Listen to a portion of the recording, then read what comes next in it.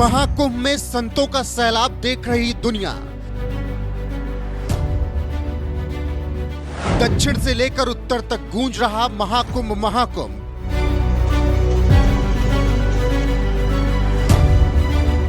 विदेशी भी महाकुंभ के रंग में रंग उठे।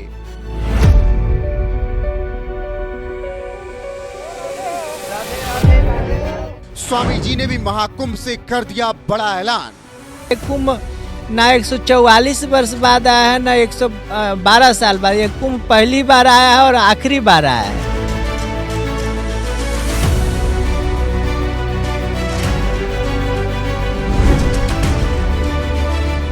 नमस्ते, मेरा नाम विवेक है। एनएमएफ न्यूज़ देख रहे हैं आप। महाकुंभ 2025 में आपको तमाम किस्से कहानियां हर रोज़ नज़र आ रही हैं।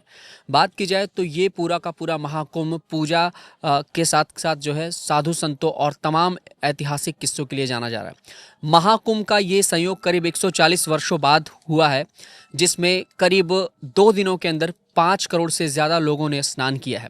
इस वक्त मेरे साथ में स्वामी अभिषेक ब्रह्मचारी जी हैं, जो इस वक्त गंगा घाट के पास में ही एक कुटिया में विश्राम कर रहे हैं। महाकुंभ के सभी 6 स्नान के बाद, जो शाही स्नान होते हैं, उसके बाद ही वो यहाँ से जाएंगे। लेकिन आज एक ऐसी पूजा हुई है जो बहुत ही ज़्यादा महत्वपूर्ण है सनातन धर्म के लिए लिहाज से। और कमाल की बात यह है कि ये जो पूजा है ये सुबह शाम दोनों वक्त होती है। लेकिन इस पूजा के विधि विधान से लेकर के हर एक रूप को समझने की कोशिश करेंगे कि आखिरकार इस पूजा का महत्व क्या है, इस पूजा को करने की क्या कुछ क्रिया है, इसके साथ साथ इससे कितना ज़्यादा फ़ायदा मिलता है और क्या कुछ इसकी पूरी कहानी है। बहुत बहुत स्वागत है। आज नहीं, पूरे माघ पर्यंत और अनेकानेक अवसरों पर हम लोग श्री विद्या की पूजा, भगवती राज राजेश्वरी की श्री विद्या से पर्या होते हैं। इसमें सबसे पहले न्यास करन्यास लोग करते हैं, महान्यास होता है, षोडश न्यास होता है, सप्तमात्रिका न्यास, मैंने जितना भी न्यास होता है, घंटा 1.5 घंटा पौने 2 घंटा तक न्यास होता है। उसके बाद पात्रा साधन होता है, जिसमें सामान्य अर्घ कलश होता है, फिर सामान्य अर्घ पात्र होता है, फिर विशेष अर्घ पात्र होता है, गुरु पात्र होता है, आत्म पात्र होता है और एक पात्र होता है। पात्रा साधन के बाद भगवती के पूरे विग्रह को स्नान आदि होता है, भगवती को चतुष्षष्टि प्रकार से पूजा होता है। उसके बाद देवताओं को स्थापित करके चंदन आदि जो फूल हो पूजा होता है। पूजा करने के बाद एक भोग और एक आरती होता है। आरती के बाद चतुष देवताओं का पूजा होता है। उसमें गणपति होते हैं, भगवान शिव होते हैं, विष्णु होते हैं और सूर्य होते हैं। उसके बाद भगवती की पूजा होती है। उस भगवती का नवार्ण पूजा होता है। नवार्ण पूजा के बाद पंचपंचिका पूजा होता है। फिर सहस्रार्चन होता है, कुमकुम, स्वर्ण, मोती, फल, माने विविध प्रकार जो आपके पास उपलब्ध है। उसके बाद फिर भगवती का भोग होता है। भोग के बाद आरती होता है। आरती के बाद बलि होता है। बलि के बाद उद्भाषण होता है और पूजा संपन्न होती है। तो पूरी प्रक्रिया पूजा की 5 घंटे, 4 घंटे, 5 घंटे, 5.5 घंटा, जो जैसा क्रम करता है।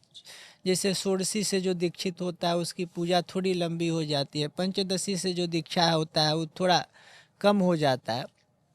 इस प्रकार पूजा होता है। आपने पूजा की, इसका फल क्या होता है? यह असाध्य और मैंने जो भी दुर्लभ वस्तु आप प्राप्त करना चाहे तो पूजा के प्रभाव से प्राप्त होता है। यह राज राजेश्वरी त्रिपुर सुंदरी की पूजा है, जो राजोपचार, महाराजोपचार पूजा होता है। और भगवती राज राजेश्वरी जब प्रसन्न होती हैं तो लिखा गया है कि पंच प्रेतासनासीना, जिसके आसन के नीचे के एक पाया भगवान विष्णु होते हैं, एक ब्रह्मा होते हैं, एक इंद्र होते हैं और एक रुद्र होते हैं। उसके ऊपर भगवान सदाशिव सोते हैं, उसके ऊपर भगवती बैठती है। भगवान कामेश्वर बैठते हैं और भगवान कामेश्वर के अंक में माता बैठती है। पंच प्रेतासनासीना। उसके ऊपर भगवती बैठती हैं। तो आप ये देख लीजिए कि जिसको बैठने के लिए देवताओं ने सर्वस्व समर्पण कर दिया कि भगवती हमारे को अपना आसन बनाए और हमारे ऊपर विराजमान हो, उस पर भगवती बैठती हैं। और जब वो भगवती एक हाथ में पास, एक हाथ में अंकुश, एक हाथ में पंचतन मात्र 5 पुष्प का बाण लेती है और एक में इक्षु धनु लेती है, और उनके सुंदर स्वरूप और प्रसन्न मुद्रा होने के बाद त्रिलोक में कुछ दुर्लभ हो ही नहीं, रह ही नहीं जाता है। भुक्तिं च मुक्तिं च ददाति नित्यम, भुक्ति और मुक्ति सब देने वाली हैं भगवती राजराजेश्वरी। तो यह पूजा हम लोग के आदि शंकराचार्य जी की परंपरा में सबसे उत्कृष्ट, सबसे कठिन और सबसे तत्काल फलदायी पूजा होती है, जो परंपरा से प्राप्त लोगों के द्वारा प्राप्त हो तो किया जाए तो। क्या ये पूजा सिर्फ कुंभ के दौरान होती है या हर दिन आम लोग भी इसे घर पर कर सकते हैं? बिल्कुल, जो आम लोग हैं कर सकते हैं, परंतु परंपरा प्राप्त हो, जो परंपरा से सीखे हो। परंपरा गुरु गम्य विद्या होती है, जो गुरु के द्वारा प्रदत्त और गुरु के द्वारा निर्दिष्ट लोग ही इसको कर पाते हैं। सर्वसुलभ विद्या सब कर पाते हैं, परंतु परंपरागत होना चाहिए। परंपरागत होना चाहिए। एक सवाल है, जैसे इसमें आपने 3-4 तरह की विधि विधान बताए, 5.5 घंटे का पूरा इसका जो समय है वो है, लेकिन क्या इसे हर रोज करने से क्या फ़ायदा मिलता है, क्या लाभ उत्पन्न होगा अगर आम लोग करें घर पर? हमने तो अभी संक्षिप्त में 5 घंटा बताया। स्वामी भारती जी महाराज जो ब्रह्मलीन हो गए, काशी में रहते थे, वो कहते थे कि एक पूजा संक्षिप्त रूप से किया जाए तो 9 दिन में 18 घंटे किया जाए लगातार, तब भी संक्षिप्त में पूजा पूरा होता है। तो इसके पूजा को कितना छोटा में किया जा सकता है, कितना बड़ा किया जा सकता है। स्वामी करपात्री जी महाराज ने कुछ प्रमुख तथ्यों को रख के एक पूजा मैंने एक विषय दिया, नहीं तो यह पूजा बहुत बड़ी होती है, पूजा छोटी नहीं होती है। और लाभ की जहाँ तक बात बताया, हमने बताया कि जहाँ भगवती पंच प्रेत आसनासीना जब सबके ऊपर बैठती हैं तो भगवती के लिए दुर्लभ का यह तो अनुभवगम्य व्यक्ति ही बता सकता है कि इसका लाभ क्या है। जब ललिता सहस्रनाम पढ़ते हैं तो विष्णु सहस्रनाम की भी फलश्रुति है, शिव सहस्रनाम की भी फलश्रुति है, परंतु ललिता सहस्रनाम की फलश्रुति सबसे बड़ी है। जो ललिता पारायण करता है, आज देखिए दक्षिण के प्रदेशों में धनाढ़ लोग भरे हुए हैं। हम लोग परमानंद जी ने इस पर बड़ा सुंदर स्टोरी भी किया था। जब हम लोग गए थे दक्षिण के, बस उनको पता चला कि भगवती की पूजा हो, जितनी महिलाएं बिना बुलाए इतना भीड़ हो गया, लोग रोड पर बैठ गए। जितनी माताएं थी, बड़े बड़े घरों की महिलाएं, जिनके कोई आईएएस की पत्नी थी, कोई आईपीएस की पत्नी थी, कोई उद्योगपति की, सब महिलाएं रोड पर बैठ गई कि हमको नहीं एसी में बैठना है। रोड पर बैठ कर ललिता पारायण शुरू कर दी, क्योंकि इतना बड़ा पूजा हो रहा है, हम कैसे जाएंगे। तो उसका विधान आप देखिए, दक्षिण के राज्यों का धनाढ़ होने का कारण, जितनी महिलाएं इतना मोटा मोटा गले में चेन पहन के घूमती हैं, और सबको पंडित की आवश्यकता है, सब अपने आप ललिता नाम पारायण करती है। तो इसका फलश्रुति तो अनुभव गम्य है, इसको बताया थोड़े जा सकता है क्या हो सकता है जी। तो ये पूजा बिना किसी ब्राह्मण के किया जा सकता है खुद से, और करने से पहले स्नान, ध्यान और क्या कुछ क्रिया होनी चाहिए? देखिए, ये पूजा ब्राह्मण मैंने हमने बताया गुरुगम्य से अगर जो प्राप्त होता है, अगर आप भी किसी से सीखे हैं तो गुरुगम्य होना चाहिए। इसमें जब अपने आप करेंगे तो आप ब्राह्मण थोड़े हैं कि सब लोग ब्राह्मणे पूजा करता है, इसमें ब्राह्मणेतर भी पूजा करते हैं, परंतु परंपरा से होना चाहिए। जो उसके अधिकारी, आप लोपामुद्रा अपने पति अगस्त को दीक्षा देती हैं।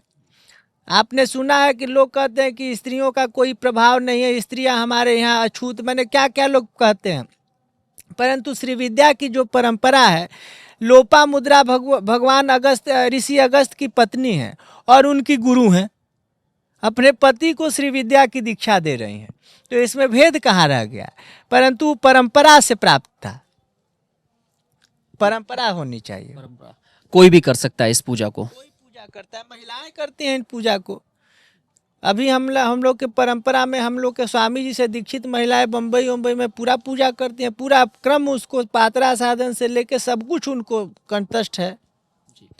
लाभ के बारे में आपने बता दिया। हर रोज़ अगर इस पूजा को कोई भी सुबह या शाम के वक्त में करना चाहे तो कौन सा ऐसा समय होगा जो सबसे बेहतर होगा? ये तो पूजा तंत्र पूजा है, रात में ज़्यादा फलदायी होता है, परंतु किसी समय किया जाए, किसी समय? हाँ किया जा सकता है। रात में ज़्यादा लाभदायी होता है। क्या समय होना चाहिए? महानिशा पूजा होना चाहिए, रात में 10 साढ़े 10 बजे के बाद शुरू किया जाए जी। तो महानिशा पूजा होता है, उसमें इस पूजा का ज़्यादा महत्व होता है। ज़्यादा महत्व होता है। अच्छा, तो महाकुंभ के दौरान आप यहाँ पर हैं और जब तक ये महाकुंभ चलेगा तब तक आपका रहना है यहाँ पर। ये पूजा हर रोज़ हो रही है, क्या आप खुद से कर रहे हैं या आपके जो भी साथी लोग हैं वो लोग कर रहे हैं? हम लोग तो प्रारंभिक पूजा करते हैं, परंतु अजय जी जो है उनको पूजा कंठस्थ है, वो पूरा पूरा करते हैं। हर एक पूजा पाठ में आस्था होना चाहिए, विश्वास होना चाहिए और कई नियम कानून होते हैं पूजा पाठ में भी। देखा जाए तो अगर ज़रा सी भी लापरवाही होती है या कोई गलती हो जाती है तो उसके लिए ऊपर वाले से या भगवान से क्या ऐसा बोलें, क्या ऐसे शब्दों का इस्तेमाल किया जाए कि माफ़ी मिल जाए? आदि शंकराचार्य जी ने जब अपना क्षमा प्रार्थना कहा है कि कुपुत्रो जायते क्वचिदपि कुमाता न भवति, पुत्र कुपुत्र होता है, माता कुमाता थोड़े होती है। तो पूजा के बाद जब समर्पित बुद्धि से आपने देखा कि वो करके ऐसे उठाता है, पुष्प ऐसे करके कर लेता है, फिर क्षमा मांगता है, क्षमा प्रार्थना भगवती के सामने गिर जाता है कि गलती हमारे से हुई। और हम लोग एक भोजपुरी में क्षेत्र के हैं, आपके यहाँ हमारे यहाँ लोग कहता आन होके दे धनी डिठार होके ले ला, माने हम अंधा बानी, कुछ बुझात नहीं खे, हम पूजा करते नहीं, आप वो गलती को भी सही करके आप उसको ठीक कर लीजिए। ठीक है। हाँ जी, समर्पण हो जाना है, भगवती इसी में प्रसन्न है। परंतु देखना चाहिए कि कोई त्रुटि ना हो, त्रुटि के बाद भी लोग समर्पित होते हैं कि भगवती मैंने त्रुटि ना हो तब भी समर्पित हो जाना है, क्योंकि मनुष्य हैं, कोई ना कोई गलती तो अपने आप से हो ही जाती है, तो भगवती अपने आप से उसको पूर्ण कर दें। एक दो सवाल और भी रहेंगे मेरे आपसे कि जो लोग भी महाकुंभ स्नान करने के लिए आ रहे हैं या वैसे भी आ रहे हैं घूमने टहलने, क्या ऐसे विधि विधान है, क्या ऐसी क्रिया है कि अगर वो यहाँ घाट पर जाकर पूजा कर सकें, पुण्य कमा सकें, पुण्य फले महाकुंभ चले, ये टैगलाइन है सरकार की, तो ऐसा क्या करें जिसकी वजह से उनका यहाँ आना सफल हो जाए? यहाँ आना ही अपने आप में पुण्य है, यहाँ आके जो कल्पवास किए उससे ज़्यादा पुण्य है। कल्पवास के बाद गंगा स्नान करना शुरू करे उसमें भी पुण्य है, और उसके बाद कुंभ आदि में दान दक्षिणा की बड़ी, यहाँ दान देने का बड़ा महत्व है, वो करे उसमें भी फलदायी है। यहाँ हर भांति से फलदायी है, यहाँ रहना, टहलना, बोलना, झगड़ा करना, ये भी सब फलदायी है। यहाँ रहना, देखते नहीं नागा बाबा लोग झगड़ा करते हैं, चिमटा उस पर उसको चलाते, एक मीडिया कर्मी को भी चिमटे चिमटे पीट दिए। तो यहाँ पीटना पिटाना सब लाभदायी है। साधु पीट दिया किसी ने के ऊपर बगैर तब भी आशीर्वाद है। यहाँ हर ओर से माने लाभदायी है, जान लीजिए। कहानी ये है कि आप प्रयागराज में कदम रख लिए तो समझ लीजिए धन्य हो गए। आपका पुण्य उदय हो गया। नहीं चाहते हुए भी दंडी महात्माओं का, नागा बाबाओं का, गंगा जमुना का, नहीं चाहते हुए भी दिन में कई बार दर्शन हो रहा है।